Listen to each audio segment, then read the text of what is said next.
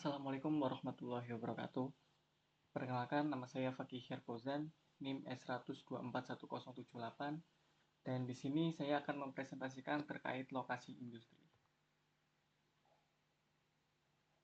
Lokasi industri di sini terbagi menjadi 3 bagian, yaitu dari teori sewa lokasi oleh von Thunen di tahun 1826, kemudian teori lokasi industri klasik oleh Alfred Weber di tahun 1929, dan August Loss tahun 1929, dan teori lokasi modern oleh Paul Krugman.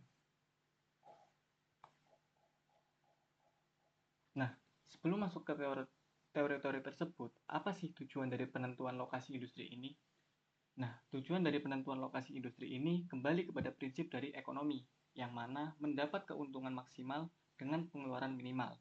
Dan salah satu caranya yaitu penekanan biaya pengeluaran ya dengan penentuan lokasi dari industri tersebut. Dan untuk teori yang pertama yaitu teori sewa lokasi oleh von Thunen di tahun 1826. Teori ini terkenal dengan kurva Bit-Trendnya, di mana semakin dekat dengan pasar, maka biaya sewa lahannya akan semakin tinggi. Seperti halnya jika tanaman menghasilkan pendapatan tinggi di pasar, tetapi mudah rusak dan karenanya memerlukan biaya transportasi yang lebih tinggi, maka kurva Bit-Trendnya akan semakin curam.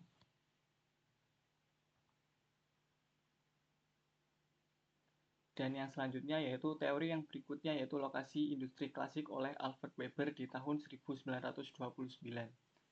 Teori ini terkenal dengan teori lokasi dengan biaya terendah dengan konsep segitiga Webernya.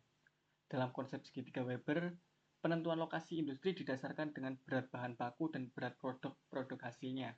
Apabila berat bahan baku dan berat produk hasilnya seimbang, maka penentuan lokasi industrinya berada di tengah antara lokasi pasar dan bahan baku.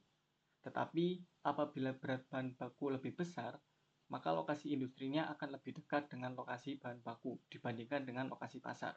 Dan sebaliknya, jika berat produk jadi lebih besar dibandingkan bahan bakunya, maka lokasi industrinya lebih dekat dengan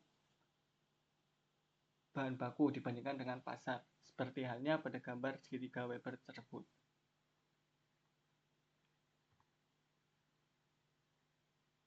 Nah, tetapi ada permasalahan pada teori Weber ini, di mana asumsi Weber yang paling bermasalah adalah bahwa permintaan tetap konstan dan tenaga kerja dianggap tidak bergerak atau berpindah. Permintaan yang stabil berarti semua yang diproduksi dikonsumsi, dan fluktuasi permintaan atau penurunan dalam produk tertentu diabaikan. Selain itu, asumsi bahwa lokasi tenaga kerja tidak berpindah, tidak tertarik oleh perbedaan upah, juga bermasalah. Karena pada kenyataannya, lokasi tenaga kerja bervariasi menurut waktu dan ruang. Nah, namun, prinsip Alfred Weber ini masih berlaku luas, dan pengaruhnya dalam geografi ekonomi dan industri telah dianggap sudah universal.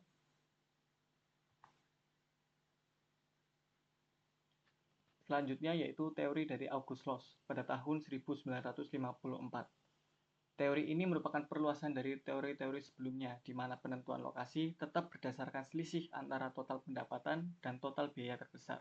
Yang membedakan dari teori sebelumnya, pada teori loss ini dipertimbangkan juga terkait permintaan harga dan fluktuasi biaya.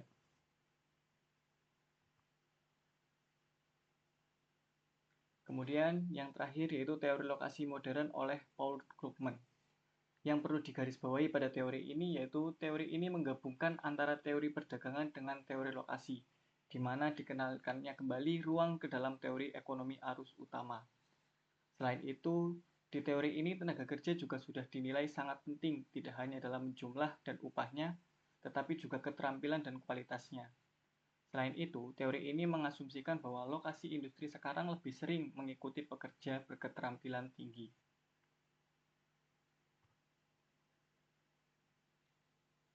Baik, jadi kesimpulan dari materi ini yaitu yang pertama, teori lokasi berasaskan pada prinsip ekonomi. Yang kedua, perkembangan teori membuat adanya pembaharuan dari penentuan lokasi dari masa ke masa. Dan yang ketiga, faktor modern dan keahlian dari tenaga kerja semakin mempengaruhi lokasi industri. Sekian dari saya, kurang lebihnya mohon maaf. Wassalamualaikum warahmatullahi wabarakatuh.